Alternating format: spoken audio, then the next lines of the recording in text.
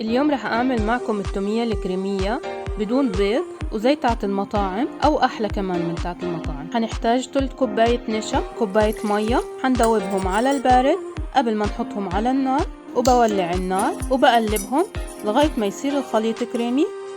ولما يتقل القوام بسيبه يبرد لغاية ما أعمل باقي الحاجات: 4 سنون توم، ربع كوباية حليب، ربع كوباية زيت، معلقة خل، معلقتين مايونيز، وبضربهم على الخلاط لغاية ما ينعم قوام الخليط. وهلأ بضيف لهم خليط المية والنشا